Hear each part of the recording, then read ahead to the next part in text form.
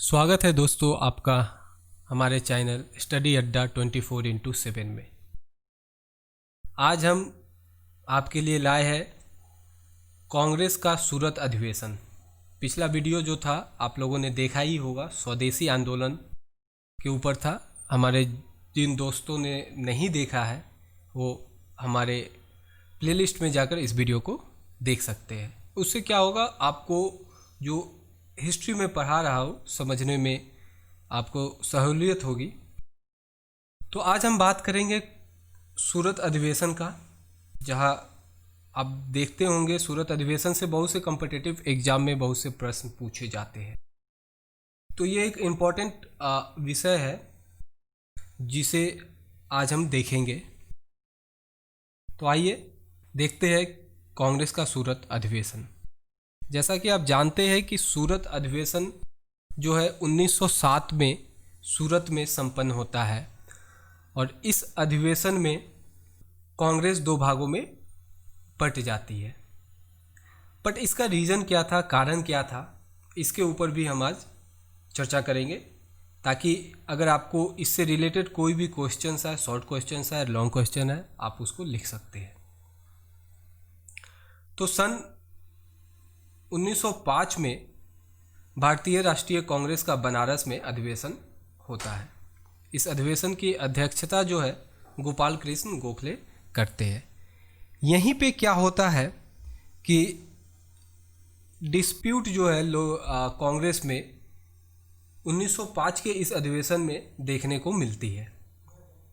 इस अधिवेशन में कांग्रेस में जो गर्मपंथी विचारधाराओं के लोग रहते हैं, जिनका नेतृत्व लाला लाजपत राय, बाल गंगाधर तिलक करते हैं, वे चाहते हैं कि जो स्वदेशी आंदोलन है उसे राष्ट्रीय स्तर पर फैलाया जाए।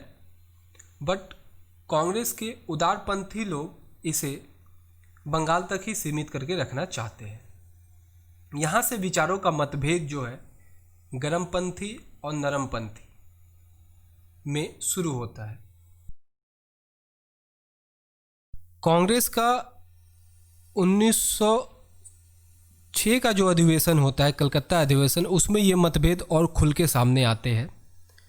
इस अधिवेशन में गर्मपंथी विचारधाराओं के जो लोग होते हैं वे लाला लाजपत राय और बाल गंगाधर तिलक, इनमें से किसी एक को राष्ट्रीय कांग्रेस का अध्यक्ष बनाने का कोशिश करते हैं। बट उदारपंथी लोग उनके इस इनका विरोध करते हैं और इनको मनाने के लिए एक बीच का रास्ता वो लोग निकालते हैं। बट धीरे धीरे कांग्रेस में गर्मपंथियों का बोलबाला हमें देखने को मिलता है। गर्मपंथियों का लोगों में जो कनेक्शन होता है, कनेक्टिविटी होता है, उनका ज़्यादा होता है कंपेयर टू नरमपंथी।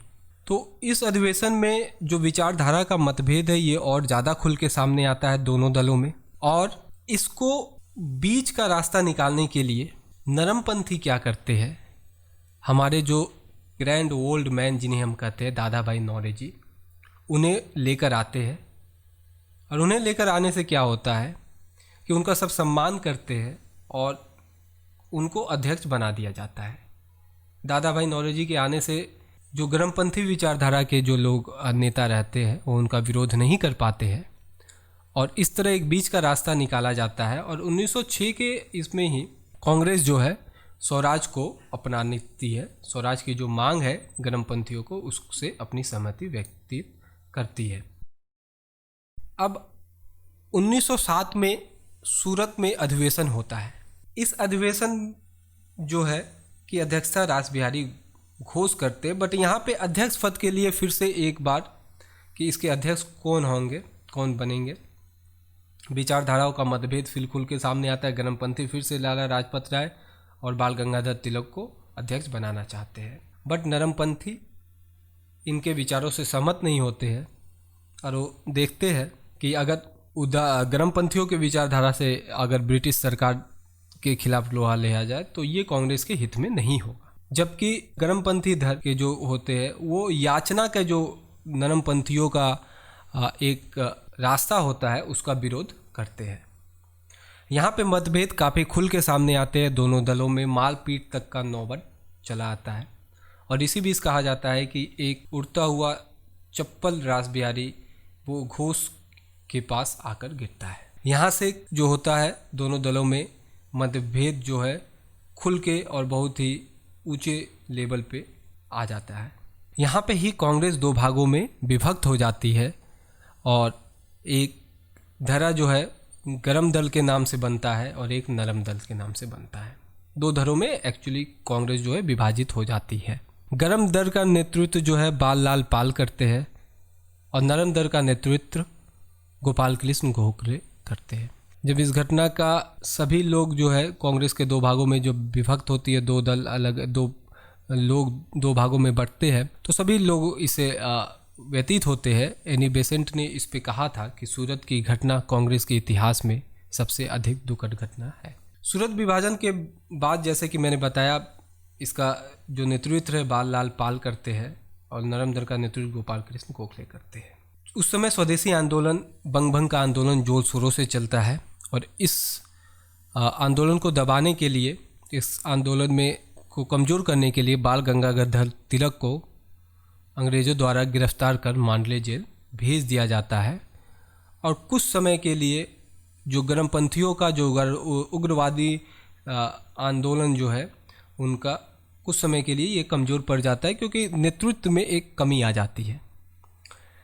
ये जो है 1914 तक चलता है।